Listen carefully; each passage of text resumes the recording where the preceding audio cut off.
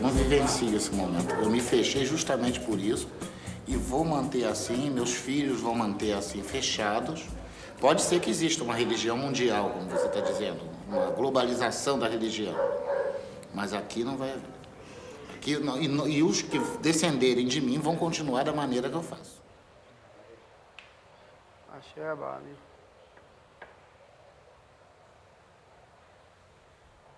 Ibal. Shell. Aboto. Aboto. Aboia.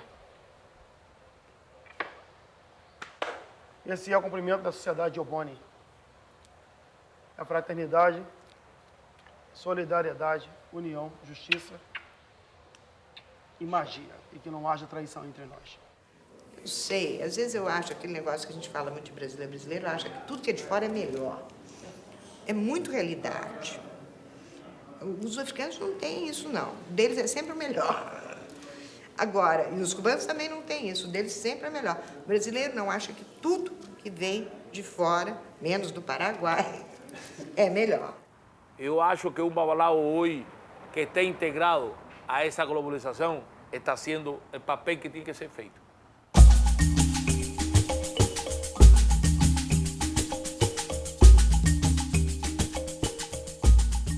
Ibao, Oshun, Moro, Ye, Oshun, Afida, Yomo. Baramu, Alada, Oshun. Iba Yemoja, Iba Oloku. Iboru Boye, Ibo Cheche Orumila, Leripin. Oponi Babani me Orumila. Emi Okan Oni Shango, Bakuin Aborula. Iba Orumila, Epodo. Orumila, Boye, Iba Mio. Otomotum, Sinibawa, Farel. Axé. Não existia IFA no Brasil. Nem na parte nigeriana, nem na parte cubana. Só existia o candomblé. Eu nasci dentro dessa religião. Sou filho de família de candomblé. Meu tio é pai de santo de candomblé há mais de 30 anos. Comecei na religião dentro do candomblé. E nunca conheci Ifá dentro do candomblé. O candomblé incorporou tanto a figura do Babalocém como do Babalaô na mão de um personagem só, que é o pai de santo ou a mãe de santo.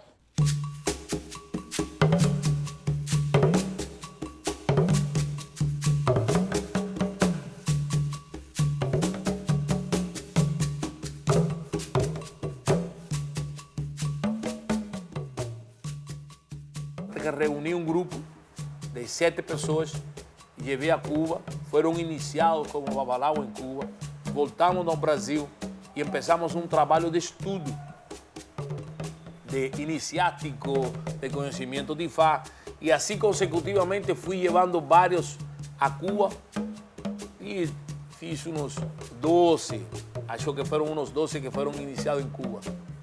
Já tínhamos um grupo significativo no Brasil e fizemos a primeira iniciação, e daí não parou mais. Para o ritual de iniciação do Ifá, é necessária a presença de 8 babalaôs. Por isso, durante 7 anos, Rafael Zamora levou para Cuba os brasileiros que queriam se iniciar no culto. E só agora é possível fazer uma iniciação no Brasil. Os candidatos a babalaô vão passar 7 dias dentro de um quarto sem poder sair. Eles vão estudar muito para poder interpretar o oráculo e farão sacrifícios de animais para alimentar os seus orixás. A primeira informação que eu tive a respeito do padrinho Rafael Zamora foi através da Dilson Martins, um dos primeiros afiliados dele aqui no Brasil. Então, depois, através do programa Mistério, que passou, né, a primeira Ifá no Brasil, consegui o telefone dele, liguei para cá, marquei um jogo, e fiz um jogo, acredito eu, com uns 20 a 30 dias no máximo, depois eu estava me consagrando ao faca. 3 meses após, eu estava saindo babalao. Então, mais ou menos, isso já se faz 9 anos. 9 anos e meio já. Eu tive o primeiro contato com o Ifá, ainda eu dentro do candomblé. Tive o primeiro contato com o Ifá através de sacerdotes cubanos, como eu já falei. E no mesmo tempo que eu conheci esse Ifá e conheci esses sacerdotes cubanos, eu tive contato com uma pessoa, com um nigeriano. E eu, na minha busca e no meu estudo, eu fazia perguntas, eu angariava. E eu vi questionamentos dele dizendo que não era assim. Olha, na Nigéria não é assim. Então isso eu comecei a questionar. Pomba, se eu quero realmente encontrar Ifá de verdade na minha vida, o que eu vou fazer? Eu vou à Nigéria.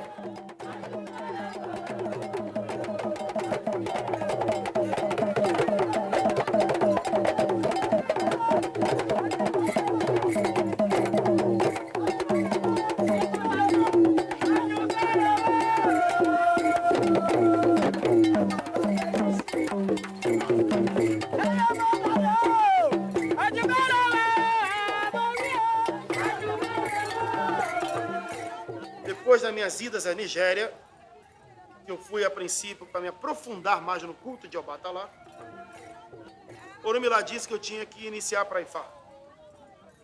Fiz a iniciação de Babalaô, retornei ao Brasil. No ano seguinte, levei um Omó Orixá para iniciar em Ifá lá também. A forma como é cultuado Obatalá na Nigéria hoje é a mesma forma que se cultuava antes de Cristo. Nada mudou. A forma como é cultuado Odé, né? Oyá, Ogum, Exu, Orumilá, não mudou. Manteve a mesma forma. Continua a mesma coisa. Há milhares e milhares de anos. E foi isso que eu trouxe para o Brasil.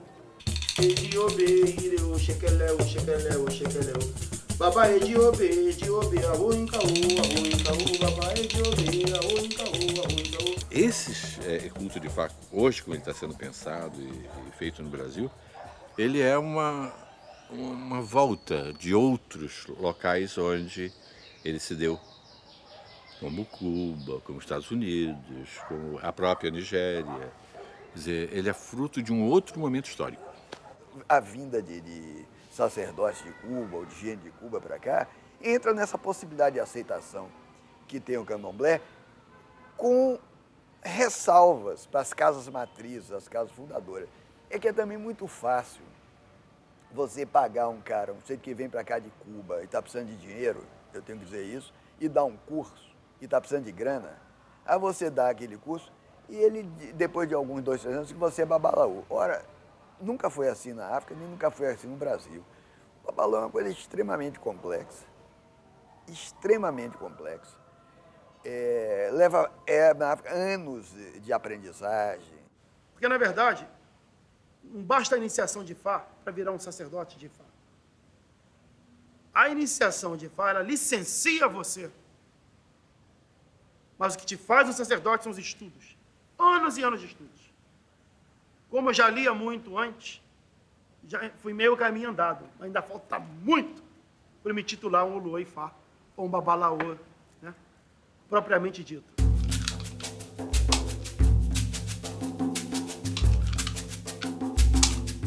A reintrodução no Brasil do culto de Ifá, que seja pelos iorubás nigerianos, seja pelos cubanos, né,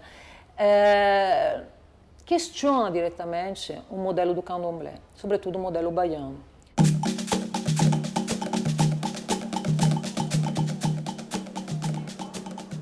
De forma geral, no candomblé, o pai de santo, o amado de santo, é o chefe absoluto, né, da casa de culto, e tudo é decidido por essa pessoa. Claro que pode se ter ajudante, né, assistentes mais pequena, pai pequeno, gans, mas é o pai de santo, a mãe de santo que decide e, sobretudo, que realiza a adivinhação. Né? São eles os únicos que normalmente podem jogar búzios, né?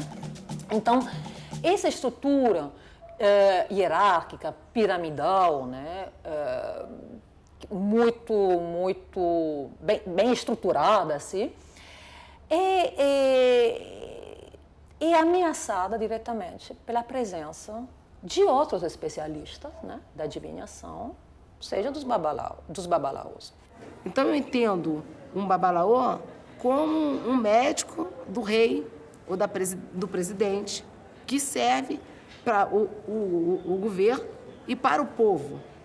A pessoa está com uma apendicite, ele descobre que tem uma apendicite e ele acha a solução para a apendicite do presidente, mas ele não é o presidente. Há uma resistência grande, assim, a nível de hierarquia, né? O babalaô está num patamar acima um pai de santo, uma mãe de santo, de um Ogã, do Oiked. E eles não entendem que o Babalaô que nasceu hoje, ele já está acima do pai de santo há 30, 40 anos. E isso é uma resistência que, isso eu acho que vai ser muito difícil. Desde o século XIX, isso nunca foi fácil. O Babalaô, ele não vivia dentro da casa de candomblé. Ele tinha a casa dele, ele recebia consultas, né? As pessoas iam lá, jogavam quando tinham necessidade disso. Ele não era uma figura presente. O candomblé brasileiro, ele tem uma outra organização que essas figuras não faziam parte dessa relação. Então, o culto está lá, o Babalaô está aqui. Se ele quiser fazer um outro candomblé, outra coisa, vamos ver como é que dá. Pode ser interessante.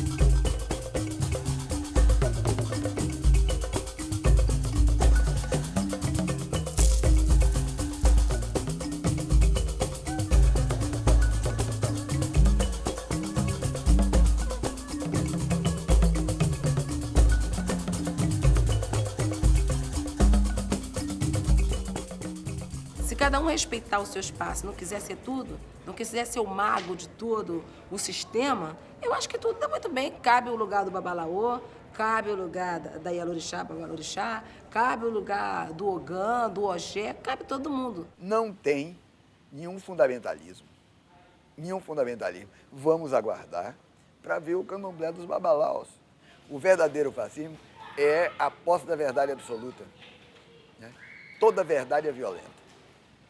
Toda verdade absoluta é violenta. O candomblé é não violento, porque não detém pretensão de verdade absoluta. Isso que importa. Então, se o Babalaô vem e nos convence, nos traz uma coisa forte, que venha o Babalaô para dentro do culto e do rito. Ele pode conquistar isso. Eu acho que o candomblé tem toda a capacidade de absorver esse tipo de novidade, desse tipo de novas práticas que chegam. Né?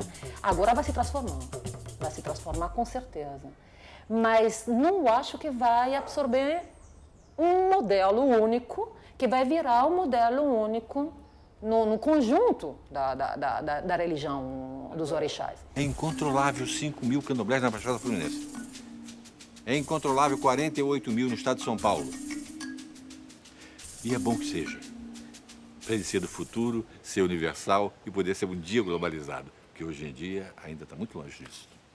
Everybody should remember that the religions we are talking about are religions of Africa. They came from Africa with our people who were brought here. And only a small piece of it is remembered in Brazil. There's a lot more that is remembered in Africa. And in order to move this religion, this way of life forward to another place in the 21st century, we need to make greater connections with Africa.